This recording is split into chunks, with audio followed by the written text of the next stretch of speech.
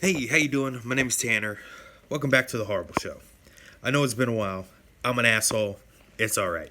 I made a Criterion Collection video a little while ago, but it's kind of a long one. Keek says hi.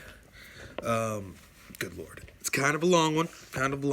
So I figured I would kind of break it up a little bit. I'm gonna try to cut them into about 15 minutes. The original one's about 45. I'm still gonna leave it on my channel, but in the spirit of starting anew. Yeah, because I'm going to try to put out some new videos, y'all. Thank you so much for the support. Surprisingly, it's been almost 2 years, a year and a half without making any new content. But still people subscribing and still people watching the videos, surprisingly. And I can't thank you enough. Much love. Tell people you love them, give people hugs. Don't be horrible like us. I hope you enjoy. Thanks.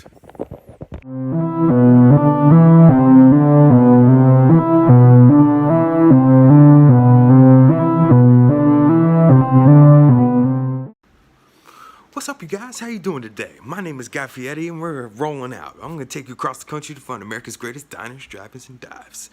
No, my name is Trez. It's the Horrible Show. I'm sorry. Let's see what's on the to-do list for today. I'm going to throw up.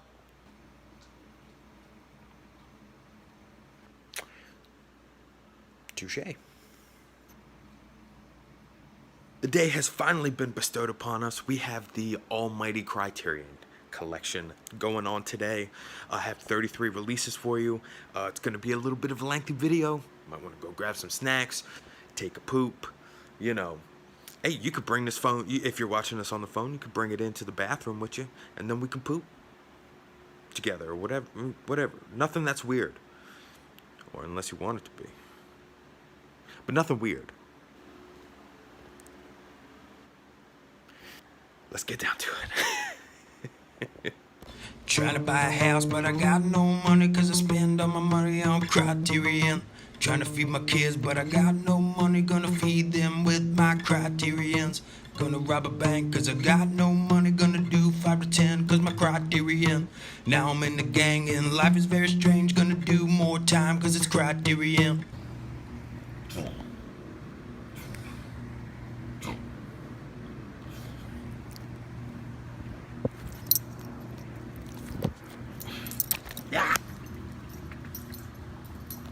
Alright, you guys, let's start off with number one. We have Roman Polanski's Repulsion. This movie came out in 1975. It's shot in glorious black and white.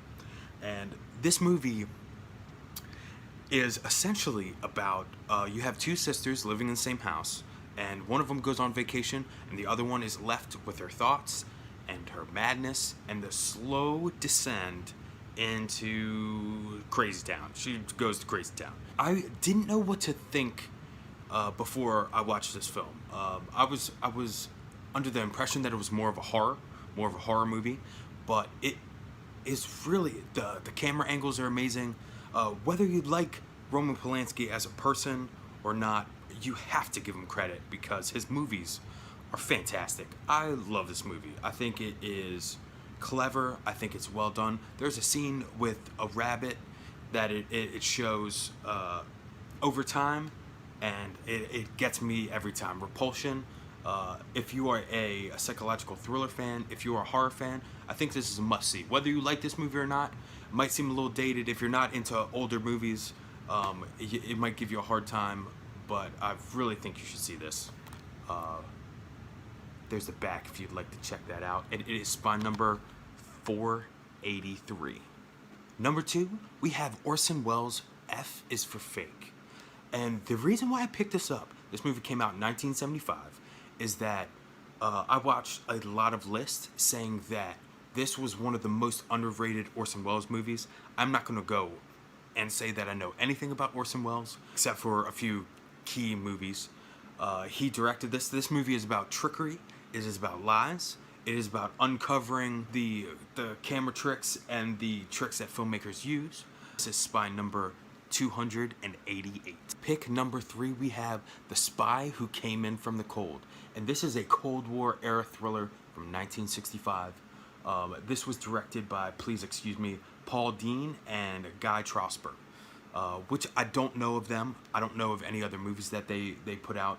I was in my Barnes & Noble, and this title really grabbed me. I know it's based off a book. It says, "The Spy Who Came In From the Cold" is a hard-edged and tragic thriller suffused with political and social consciousness that defined Ritt's career. And Ritt is the producer, Martin Ritt. They say this book was cold and enticing and thrilling and brutal. They even use the words brutal. So this has Richard Burton in it. So I'm very excited to see this. I like movies with paranoia. I like movies that get under your skin, that make you feel for the main character, if they're gonna get caught, if there's somebody that doesn't trust them or somebody that's watching them. So I'm really looking forward to this movie. Shot in black and white. This was my pick number 3, and it's spy number 452.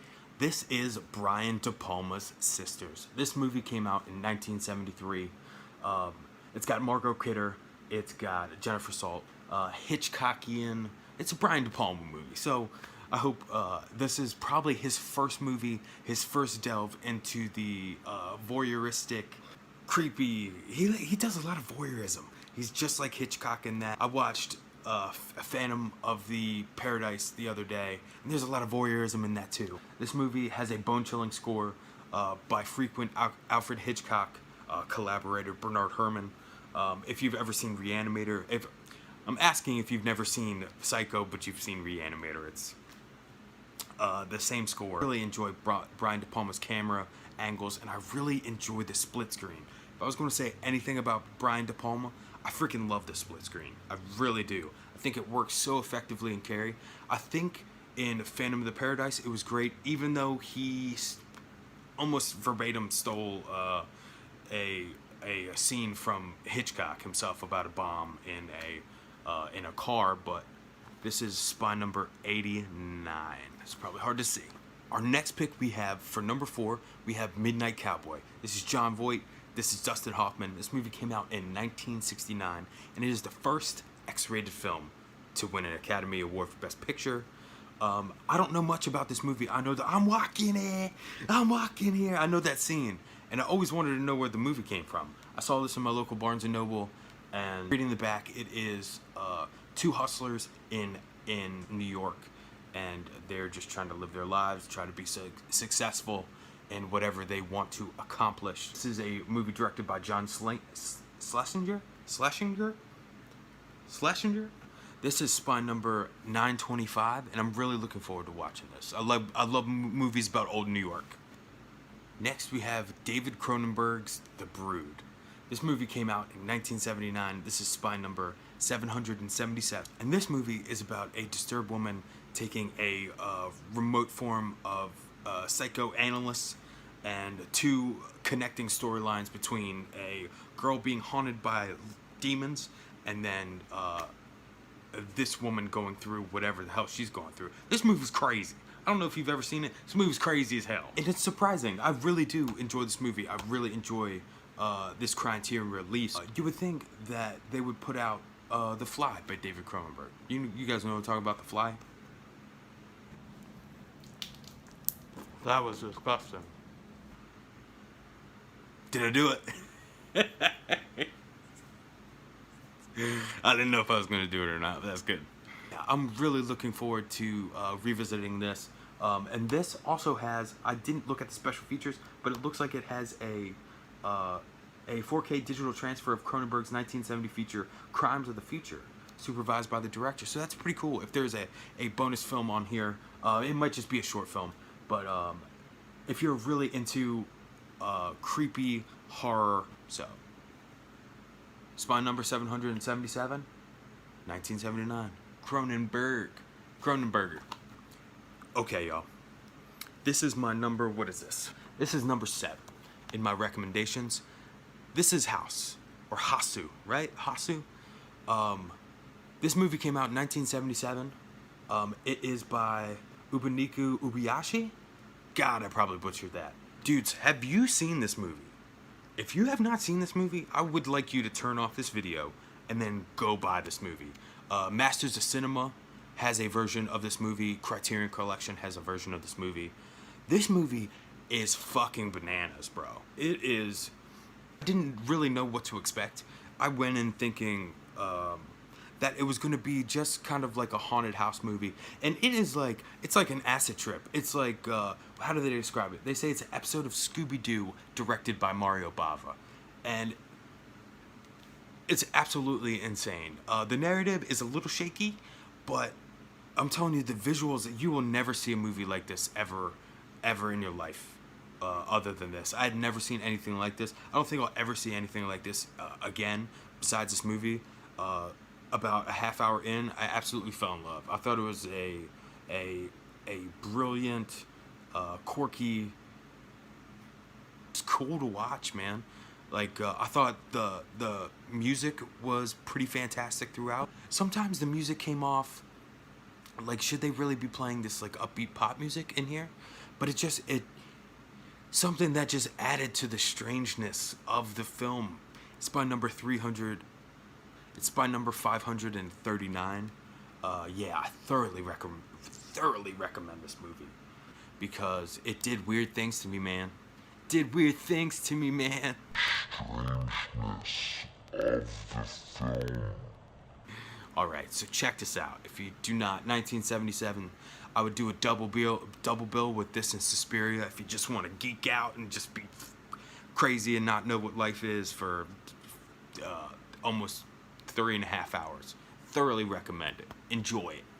Next up we have Kaidan, or Kwaidan, however you pronounce it. This movie came out in 1965 and is directed by Makashi Kobayashi.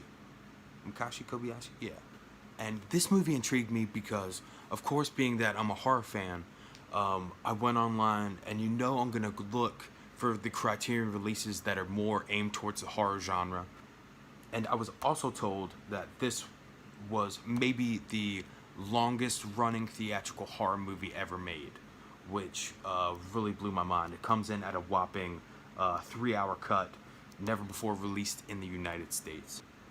So what sold me on this is that it is a Japanese set of ghost stories, which, as I said, I watched Hasu, and then I've been watching more like, like the resurgence in the 90s and stuff like that. Totally different era here. I just realized there's so many more, 1, Japanese films, 2, Japanese horror that I know nothing about, that I have to get better at. This is spine number 90, and this is Kaidan, or Kaidan. Yeah. This is a really beat up copy, DVD copy of Fear and Loathing in Las Vegas. This movie came out in 1998. It is a film by Terry Gilliam. I don't know about you, but when I was a teenager, I went through different types of novels. I read my Bukowskis, I read my Polonics, my Kirk Vonnegut, and there's something to be said about people in life. You meet these characters that just don't give a fuck, and it's crazy. And Hunter S. Thompson seemed like he was one of those dudes. I have not watched this movie yet, but I've read the book. Surprisingly, and I'm not trying to be like, oh, I read the book. I'm not trying to be that guy, but I did. When I was a teenager, it's been a long time, but I did read the book when I was a teen, and it was very funny. Johnny Depp and Benicio del Toro are in this too. This is spine number 175. Yeah, this is Fear and Loathing in Las Vegas. Pick number 10. We have 1960s Eyes Without a Face, and it's real. This is a French film, and the real name of this, if I can pronounce it right, is Ha Ha Wee Wee Wee, by director Georges Francois. So this is about a doctor that has a daughter with a disfigured face. So he goes and tries to perform numerous face transplants. If that doesn't sell you on this movie, a lot of the stack was actually a lot black and white. If that does not sell you on this movie, I don't know what will. If you're a horror fan, take a journey. Grab a baguette, and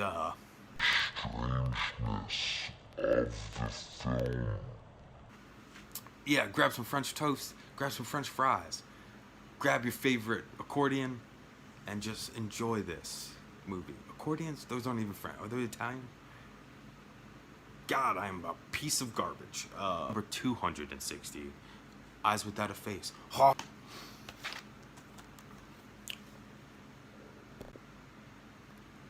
And one of, I don't know if this is last, no, we still got more horror in here. But this is Don't Look Now. This movie came out in 1973. Donald Sutherland, Julie Christie. This movie is extremely trippy. It was directed by Nicholas Roeg. Hope I pronounced that right. This movie is shot in Rome. It is so atmospheric. It is so creepy. It is so ominous. The way that they use soundtrack, and when they cut the sounds out and you just hear sounds of the cities like birds rustling and things like this. It is Donald Sutherland and Julie Christie, and they believe they see the ghost of their daughter in the city of Rome. It's got maybe the most believable lovemaking scene on camera. It was actually rumored that Julie Christie's either boyfriend or husband at the time, what's his name?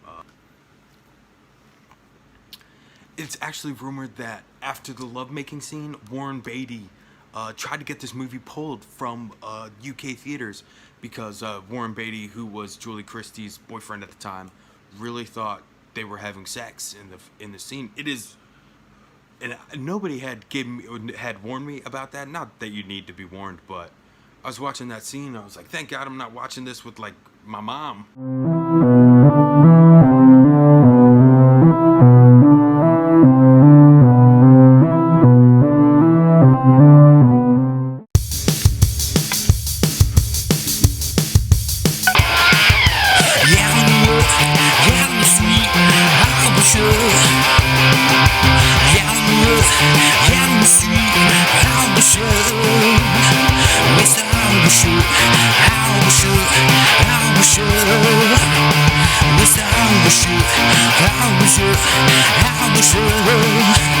Let's go.